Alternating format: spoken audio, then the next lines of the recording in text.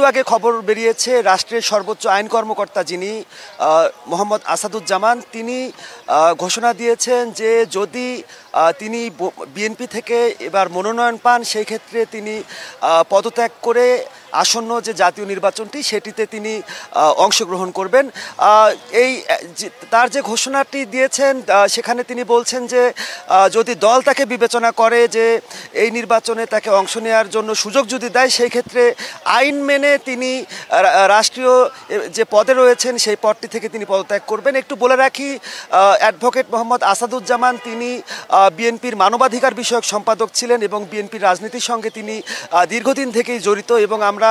তাকে attorney general হবার আগে দেখেছি যে গুম খুম এবং মানবাধিকার লঙ্ঘনের মতো বিষয়গুলো নিয়ে বিগত সরকারের সময় তিনি সোচ্চার থেকেছেন এবং শুধু দেশেই নয় দেশের বাইরেও বিভিন্ন বিদেশি কনফারেন্স এবং যারা প্রতিনিধি দল যখন আসতো তখন কিন্তু আমরা দেখতাম বিএনপির পক্ষ থেকে অ্যাডভোকেট মোহাম্মদ আসাদুজ্জামান তিনি কিন্তু এই যে আলোচনা এবং যে সংলাপগুলো হতো সেখানে তিনি অংশগ্রহণ করতেন এবং কিছুদিন আগে যে বিএনপি যে মনোনয়ন দিয়েছে 2 শতাধিক আসনে সেখানে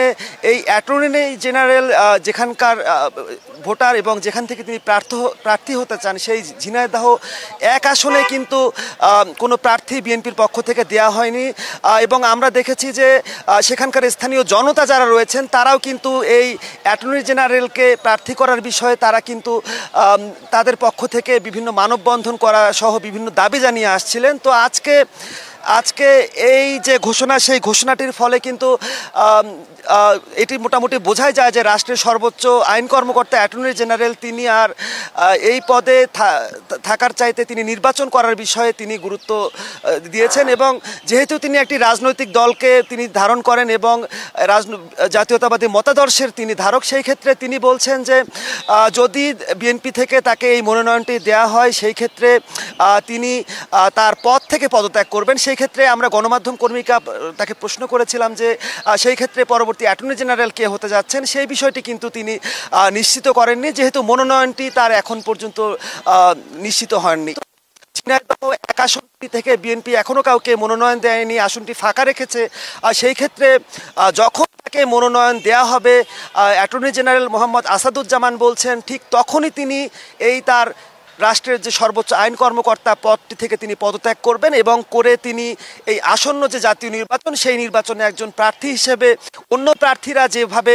আচরণ করে বা যেভাবে যতটুকু সুযোগ সুবিধা পায়